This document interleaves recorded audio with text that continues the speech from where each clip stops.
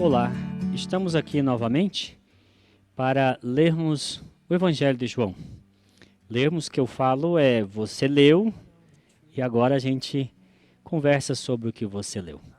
E neste momento nós vamos já caminhando já para o final do Evangelho de João. Nós vamos comentar os capítulos 17, 18, se houver tempo, 19. O capítulo 17 é a oração sacerdotal de Jesus. Ela é chamada oração sacerdotal porque o sacerdote, ele fazia oração pelo povo.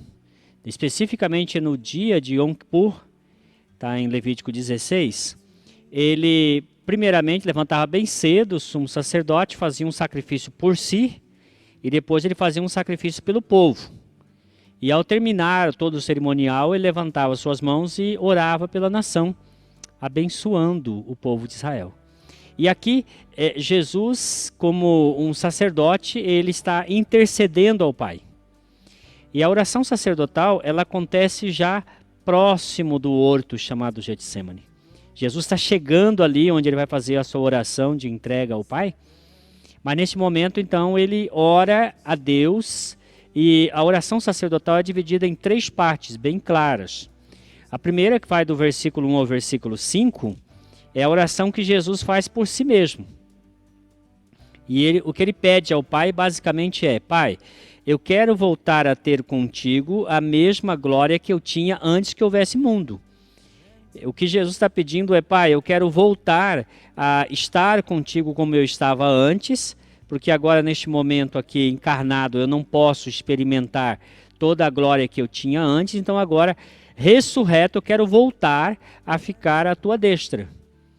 E essa oração é plenamente respondida na exaltação de Jesus. Depois de ressurreto, ele é colocado à destra do Pai e ele então passa a desfrutar da mesma glória que ele tinha antes com o Pai.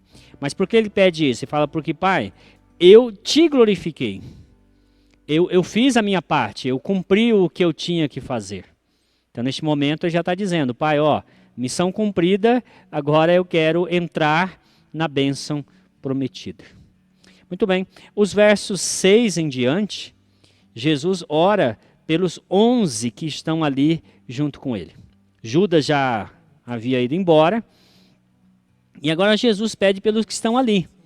E o que Jesus pede para eles? Jesus pede praticamente 3 coisas.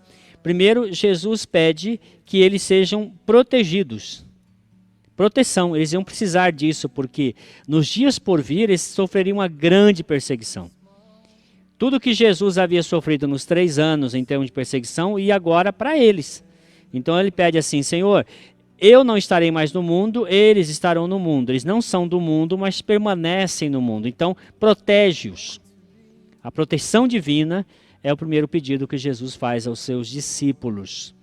Em segundo lugar, ele pede para que os discípulos sejam um com ele e um entre eles, como o próprio Cristo é um com o Pai.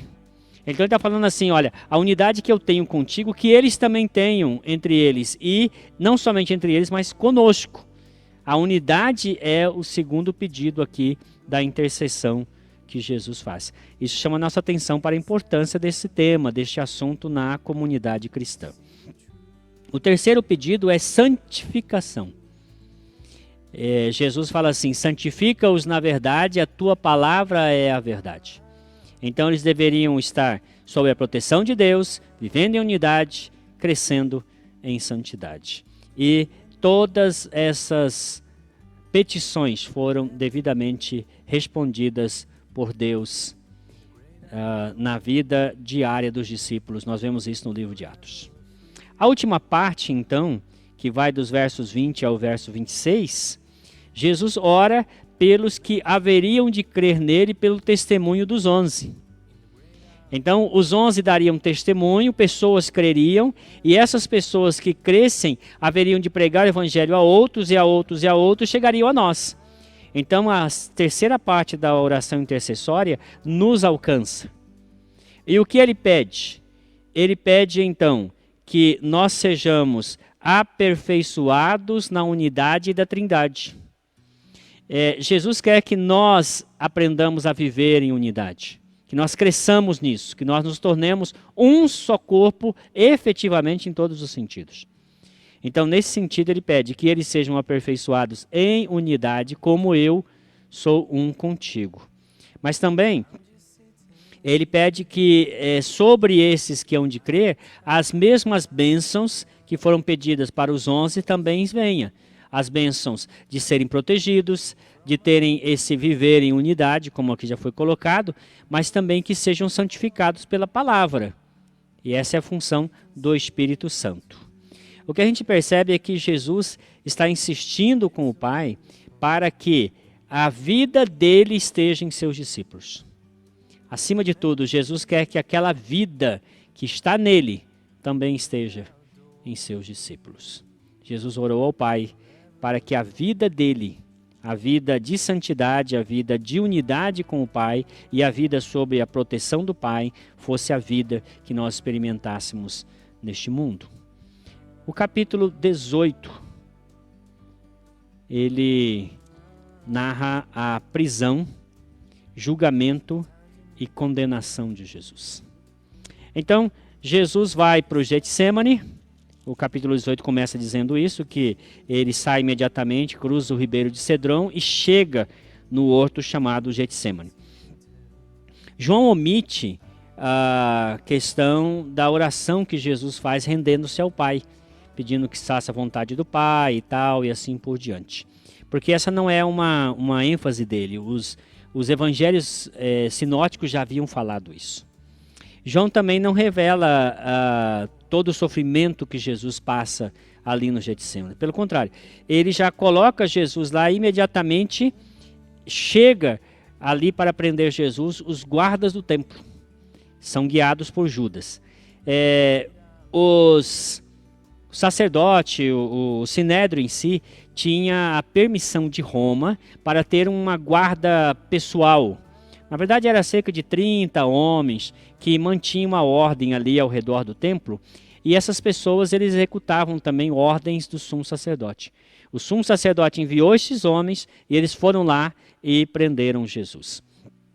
Notem que quando eles perguntam quem é Jesus e Jesus se apresenta, João diz que quando Jesus fala, sou eu, eles caem por terra. Ali naquele momento ficou bem evidente uma coisa. Se Jesus não quisesse ser preso, ele não seria. No entanto, ele se deixou ser preso.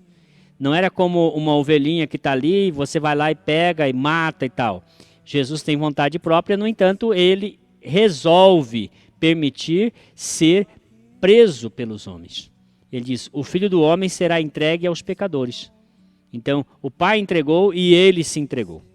Bom, o que nós percebemos aqui é que o excesso de zelo de Pedro se evidencia também nesse incidente de Malco.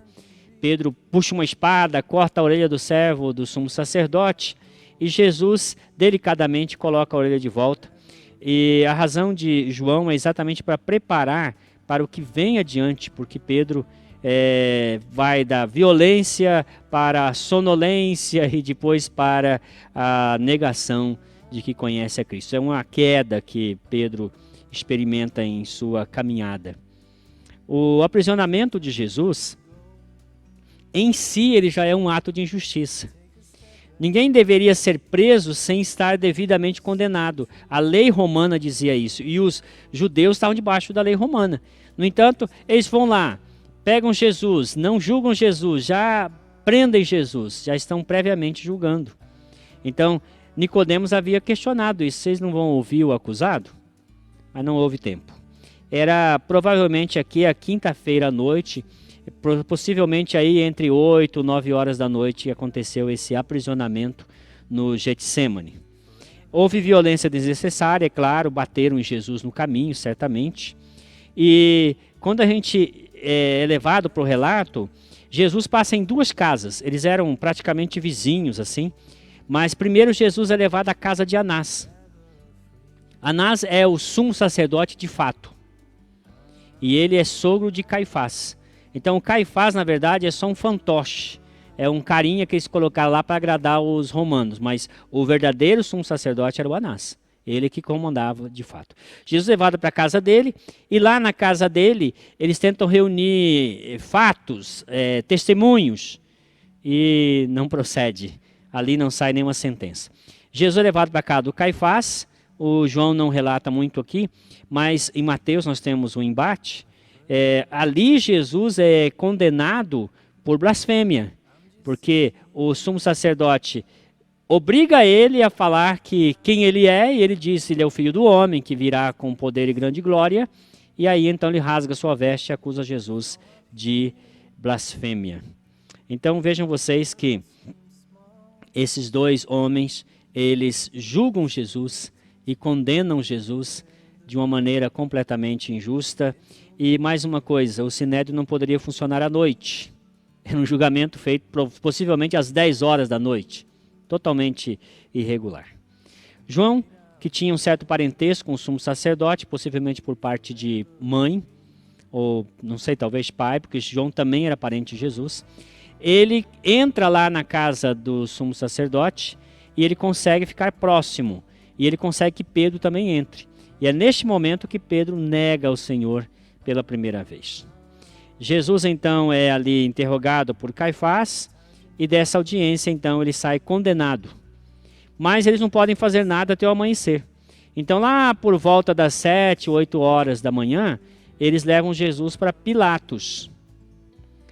Temos aqui o segundo relato de Pedro negando, nós pulamos isso aqui, mas quando Pedro nega pela segunda vez, o galo cantou.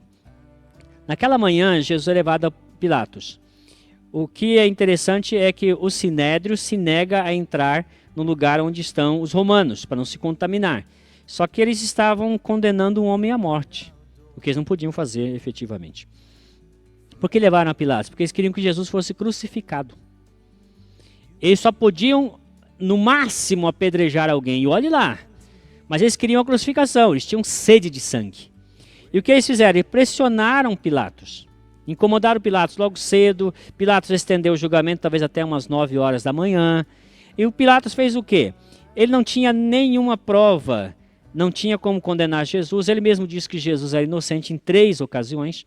Mas mesmo dizendo que Jesus era inocente, ele mandou açoitar Jesus. O flagelo romano era tão terrível que muitas pessoas morriam neste processo. E ele esperava que isso contentasse os judeus, só que os judeus queriam sangue. Os judeus queriam Jesus morto. Jesus só açoitado não era o suficiente para eles. E aí então, diante da insistência, Pilatos lava suas mãos. Pilatos foi pressionado porque eles falaram assim, se você soltar esse homem, você não é amigo de César. E Pilatos já sabia o que era não ser amigo de César. Ele tinha sido expulso do último lugar onde ele tinha vindo. E estarem na Judéia já era uma punição. Ele sabia que da Judéia só a prisão ou então o exílio. E ele não queria frustrar César. Então, para não ser prejudicado, ele aceita e dá a sentença condenando Jesus à crucificação. Logo em seguida, Jesus é encaminhado para ser crucificado, e ele é sentenciado e levado junto com 2 latrocidas que também foram condenados, possivelmente amotinadores, assaltantes de beira de estrada. Que Deus nos abençoe.